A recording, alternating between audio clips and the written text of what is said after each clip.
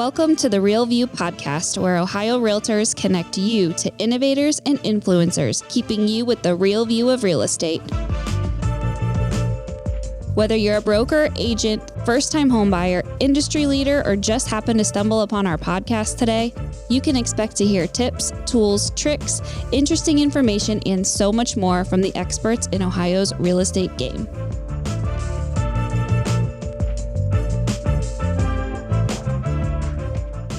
Hi, everyone, and welcome back to the Real View podcast. I am your host, Allison Wiley. Joining us today, our special guest is Daniel Dennis. He is Senior VP of Sales and Service with RE/MAX. He leads the customer success and expansion teams for RE/MAX. Together with his teams, Daniel works to enhance franchisee satisfaction and drive business growth in the brand's company-owned regions across more than 40 U.S. states. He joined RE/MAX in 2025 with nearly 2 decades of real estate industry expertise, overseeing brokerage operations and leading high-performing sales teams.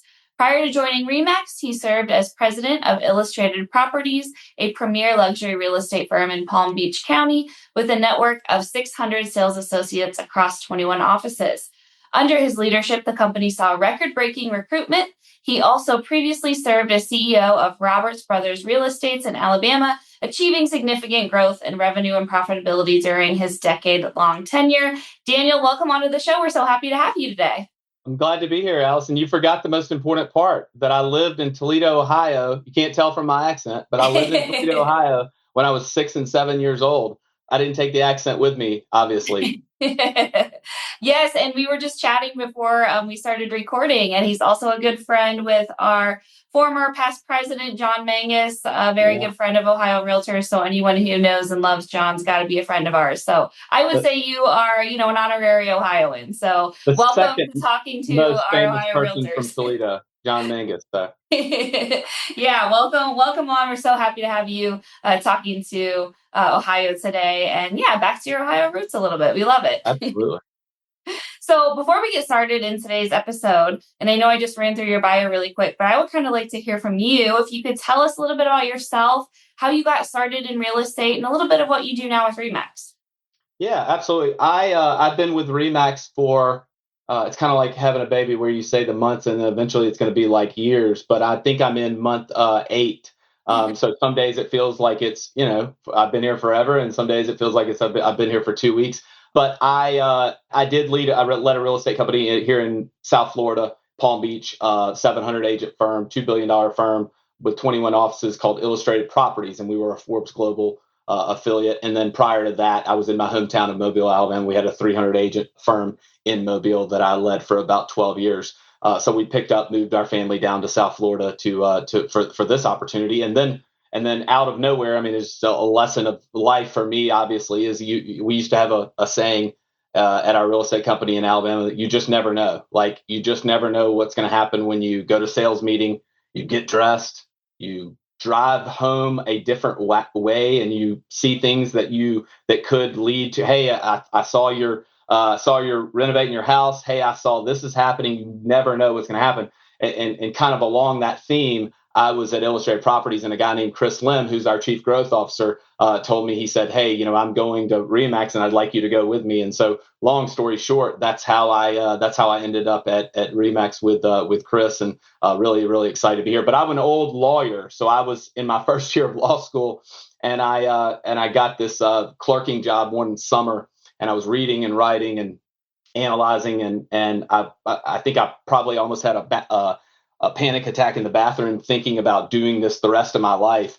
And so I ended up finishing and taking the bar, but I did not practice law. I went on to work at in-house at a development company and tried to transition into the real estate business. So that's kind of, in a very short snapshot, that's my background. No, I love that. And it sounds like, what you do now for RE/MAX, leading the customer service and customer success service and expansion teams there. You're really a great person to have on to talk about this world of client experiences, right? And it sounds like this is so much of the work that you do now is creating that success. How do we have those strong experiences for our client, especially in a challenging market? And the work that you do, with your team within RE/MAX and leading these teams, What are the challenges that you're seeing right now when it comes to our agents, our brokers? What's the main, points of pain that you're seeing our agents and brokers experience out there, and where's the market stand kind of from your perspective right now? Hmm. That's a lot. I don't know Yeah. how much time we've got here. We are in a. It's kind of like, so. I've got 3 kids, and we go to this. I don't know what you call it in Ohio. I don't know what. I don't even know if you have it anywhere else. But you've got the same type place. It's called Cold Snap. Okay, and you go in to the, the ice cream bar, and you can put Snickers on there. My 5-year-old, she goes in, and she puts Snickers, chocolate ice cream, licorice, like strawberries, fudge, all this other states just, and it's like all this junk. And when you throw it all in, it none of it tastes very good. She thinks it tastes good, but I would never eat it. And I had this thought the other day. I was like, you know what? This is like the real estate business. We have all this stuff happening and all this noise, and the people that are going to thrive and to be able to, not just survive, but actually thrive and come out of it are the people that are going to be able to focus and ignore that noise. And we always said it, down in South Florida with my agent, I always talk about, win the morning, win the day, win the day, win the week, win the week, win the month, win the month, win the year. And it starts with winning the morning, which means like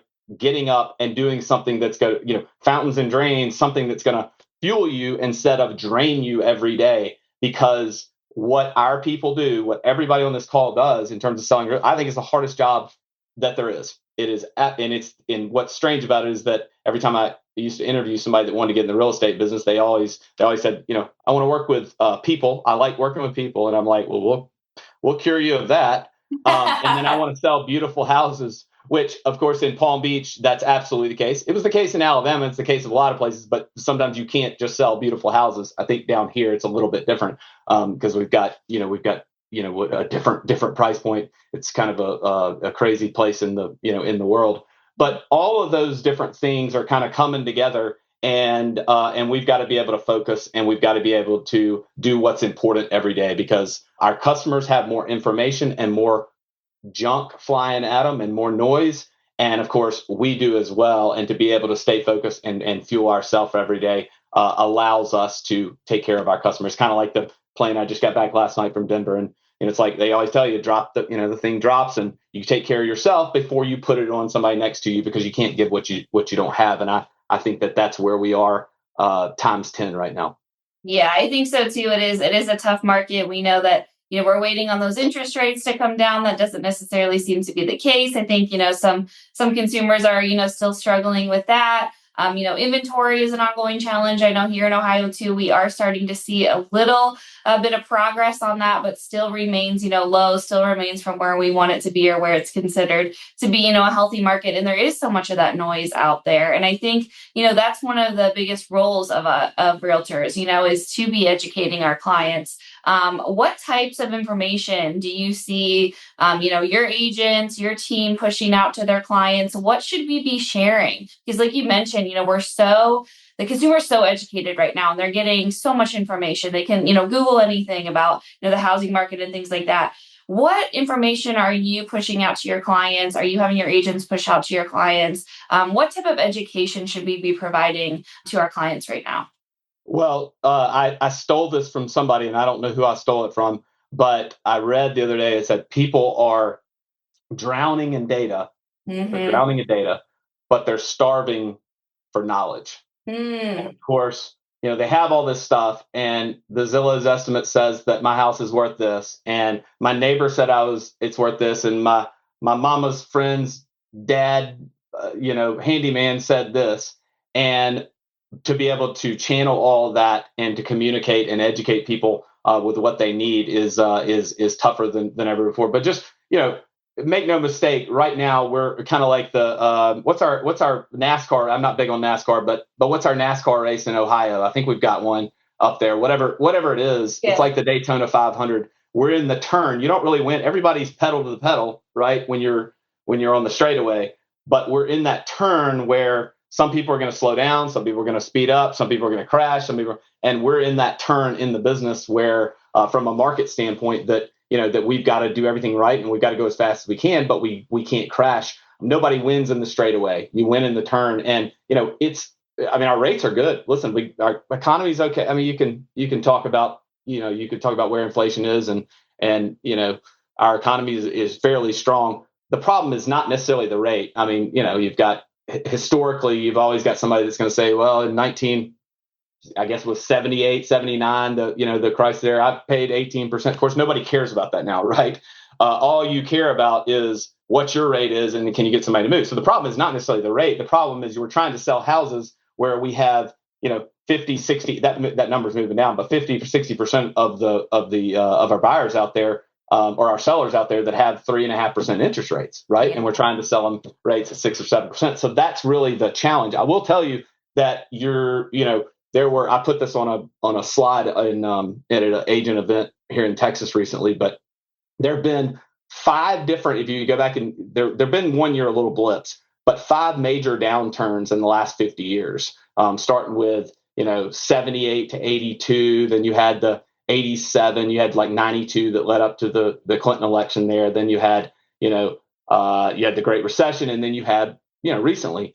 And in every one of those things, every one of those downturns, when the market recovered, meaning we sold the same amount or more houses than we did the year before, in either the first year or the second year, we had double-digit increases. And so this year, if 4 out of the last 5 times that we've had a big boom, and indications lead you to think that 2026 could be a big, big year for us. Things hopefully start to settle down from a political standpoint. I mean, a little bit. You do have some, a little bit of rate support that you're getting, and we're going to sell nationally. And it's the same. I mean, you got to look at your individual market, but in the state of Ohio, it's the same. We're going to sell, 3-4% at the end of this year as we did last year. And so what that would lend would be that 2026, we could have a double-digit increase in sales, because you do have a lot of that pent-up demand and all those other reasons that I was talking about. And so, I think what I tell your folks is that we've got to be ready. I mean, 2026, I know we love Thanksgiving, we love Christmas, we love Hanukkah, all these different things. But the work that we're doing now is going to lead to the sales that we have at the end of the first quarter of 2026. And so that should tell us to get to work right now.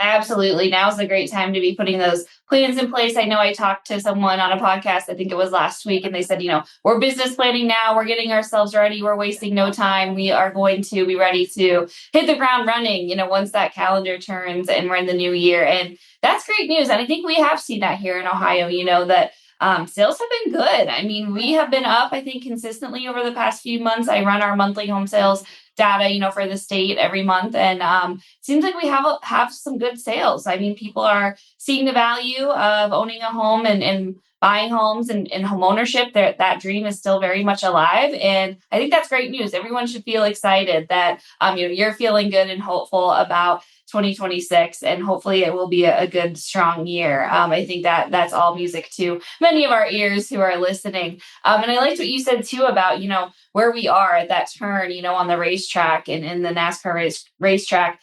And I've heard this before that, when times are tough or, we are going through kind of a challenging market, that's the time when the good agents will really take over and step up. Is that kind of what you've seen too from real top producing agents, that, hey, when things are tough or maybe it is a more challenging time, that's really when those good agents are like, this is my opportunity. I'm taking over and I'm taking that and running with it.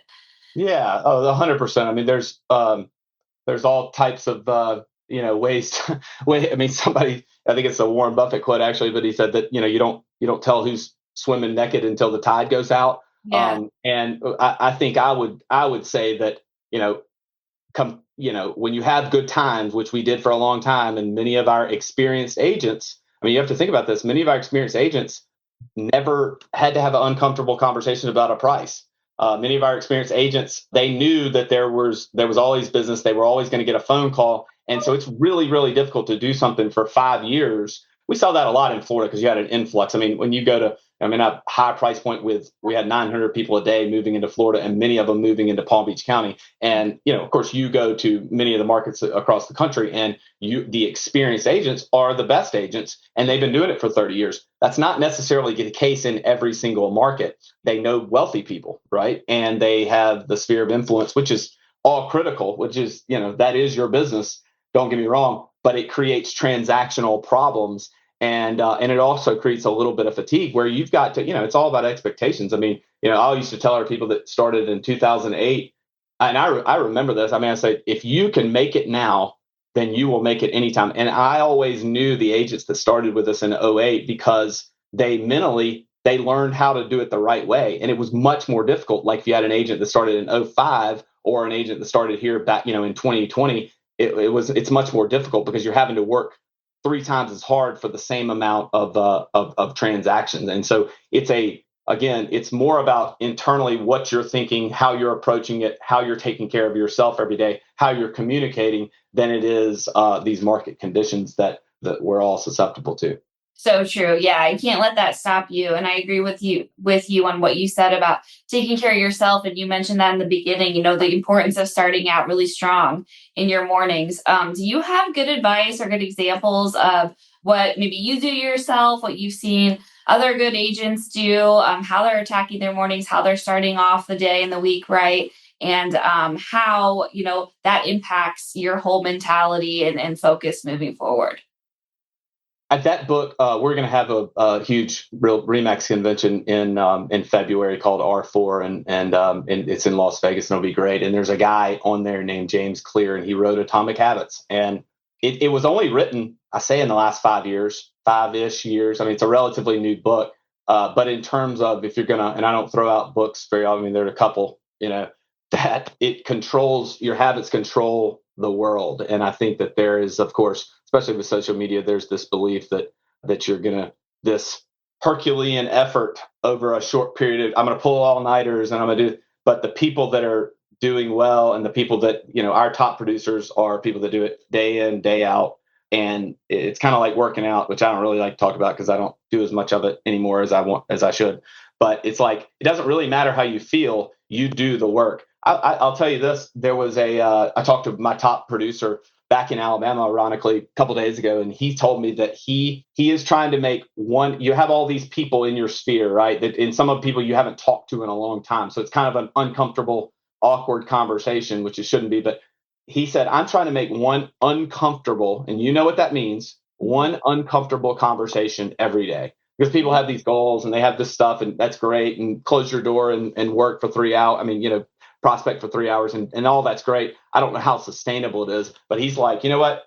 Because if I can make that one, it might lead to the second uncomfortable. Because I'm like, you know what? I'm kind of on it. Like I'm ready. I'm feeling good today. But the minimum standard is to make that uncomfortable conversation because, you work with who you know. And I mean, what's the Bob Berg? You work with who you know, trust, like, and are in flow with. And he's got all those things, but he may not be in flow with them, meaning he may not be the last person that they talk to. And so it is about our knowledge. It is about our communication skills. It is about knowing the market. It is about putting somebody in a car when they don't want to price it properly and saying, you know what, instead of me explaining it to you numerically on this piece of paper, why your value should be here, I'm going to put you in the car and I'm going to show you what a buyer that would be looking at your home would see. It's about all those things, but it's also about those atomic habits of doing, those things every single day.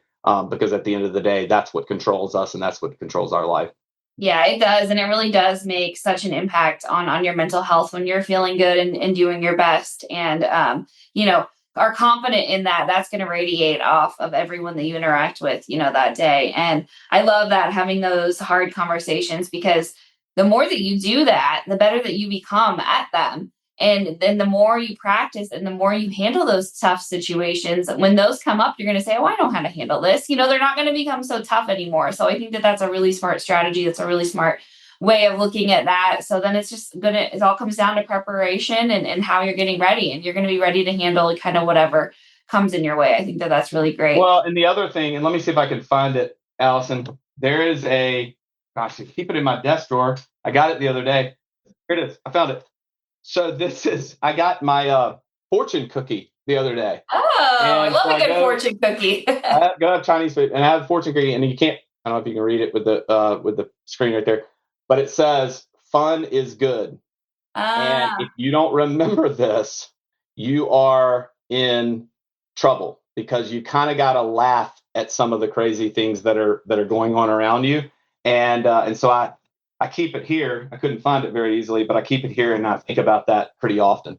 I love that. And that's so funny because I was having a very similar conversation this morning with our attorney who shares an office next door to me. And he says, "What are you guys doing? You're like laughing so much and you're going to run out for lunch." I said, "Yeah, you know what? We're going to run out and celebrate the end of the year. And we're going Yeah. to do a cheers for everything that we accomplished and for doing such a good job. And we're just going to take an hour lunch break to go ahead and do that and celebrate and enjoy it because I don't think that happens enough. And I think that, we are in such that grind mode all the time. And it's, okay, we did a really good job on this, but it's on to the next. You know what I mean? And taking that pause to celebrate and to have fun and to, make that space for that.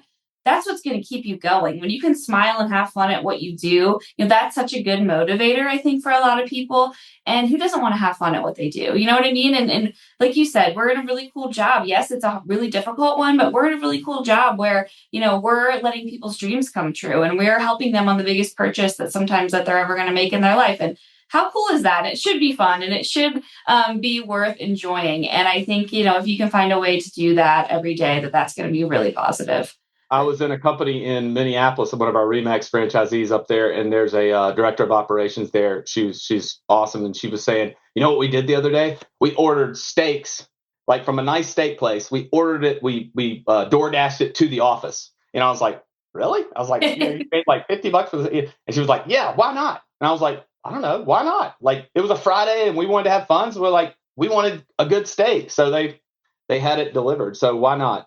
Why not? Why not? Have fun with it. Enjoy it. Life's too short, at the end of the day. And that's the other thing we were talking about too. It's like, we're not doing, brain surgery. This is not a life and death situation. We're Right. helping people buy and sell real estate. And that's, the coolest thing. And I think when you have that perspective, it helps, kind of just really, straighten things out and lay things out for you. And it's like, hey, we have really cool jobs. Let's enjoy it because we do work hard and you should be able to enjoy when you work really hard.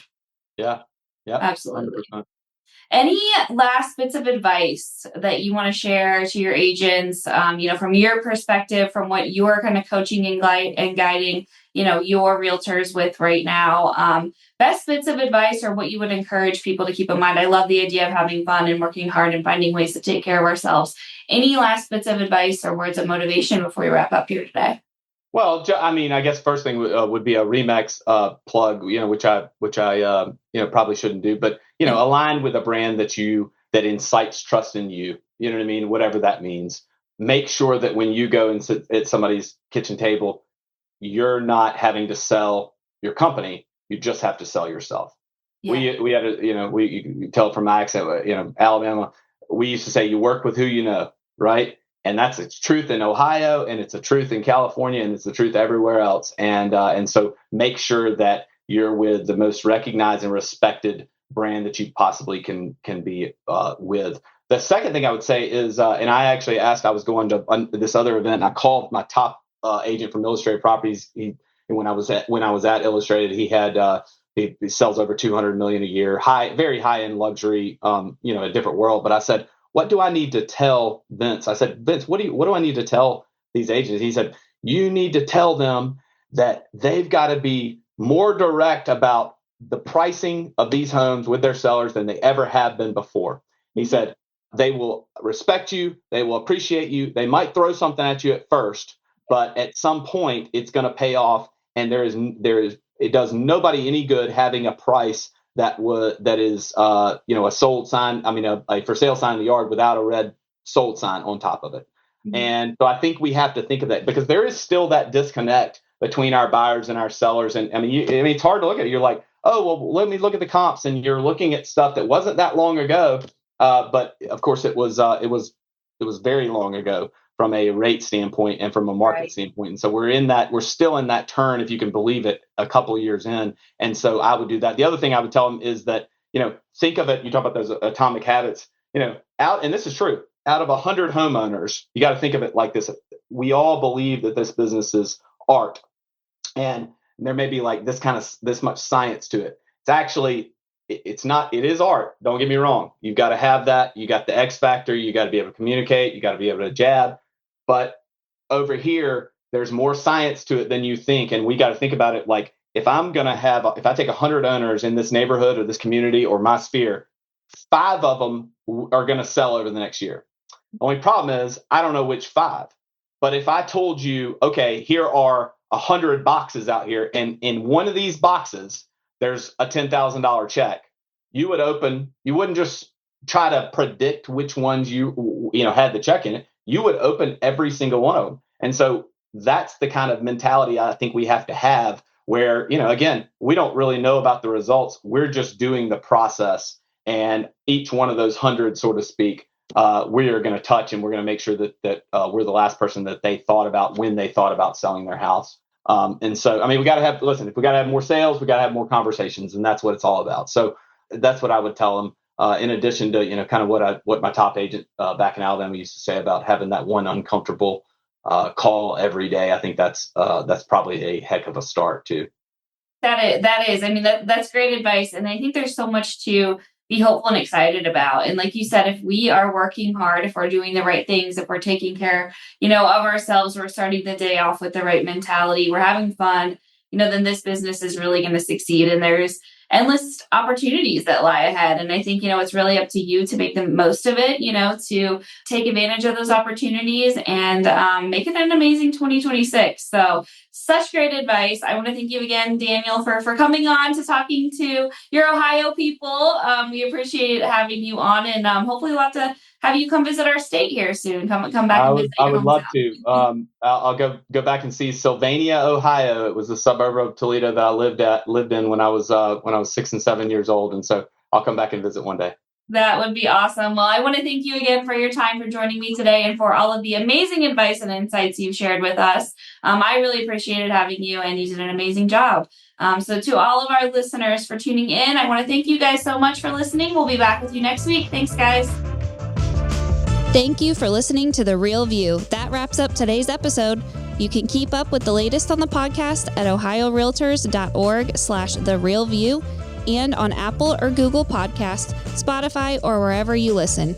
Have questions, comments, or suggestions? We want to hear from you.